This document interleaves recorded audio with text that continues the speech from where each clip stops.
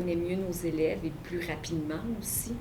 Donc, les épreuves de dépistage ciblent des choses bien précises. Donc, à ce moment-là, après les dépistages, on regarde notre portrait de classe, puis on est capable de... Nos interventions sont beaucoup mieux ciblées.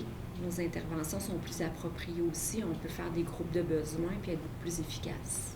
Ça nous a permis aussi de voir si, par exemple, suite au dépistage, on avait une majorité de copains qui ressortaient pour un truc précis, bien on se disait, peut-être qu'il faut aller intervenir davantage au niveau de l'ensemble de la classe.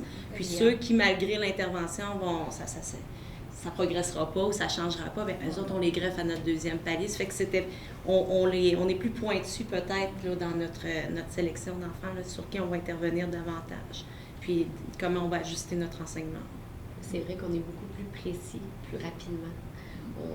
Les enfants qui ont les besoins, on y va tout de suite. Puis ce que ça nous permet, c'est de ne pas commencer à la même place à chaque début d'année.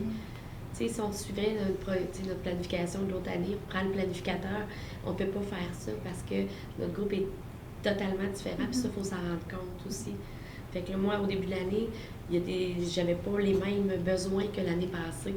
Il a fallu que l'année passée, au niveau de l'alphabet, bien, tout était, principe alphabétique, tout était parfait, mais là, cette année, c'est pas ça que j'ai vécu. Alors là, j'ai fallu que je change, moi aussi, mes pratiques, ma planification pour dire, ben là, il faut que j'accorde du temps, parce que j'ai une majorité d'élèves que le principe alphabétique n'est pas nécessairement acquis ou est fragile. Donc là, on a recommencé ça a été plus long mon début d'année, mais il faut s'ajuster aussi au groupe d'enfants qu'on a, puisqu'on veut qu'ils progressent, puis les partir d'un petit point, puis les amener ailleurs.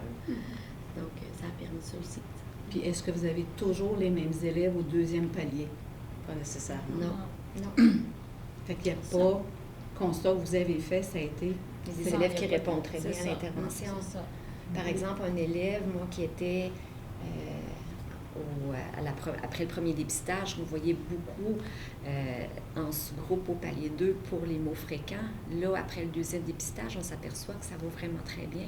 Donc, cet enfant-là, on le garde à l'œil, mais on ne va pas le greffer au sous-groupe de besoins pour...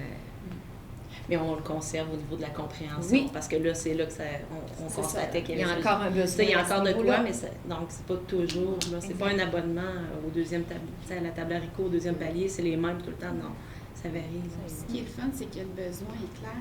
Oui, c'est c'est ce ça. besoin-là, mais maintenant, c'est la compréhension. Donc, ça permet vraiment de cibler la zone proximale de développement de chaque élève, un peu, de vraiment travailler la bonne chose.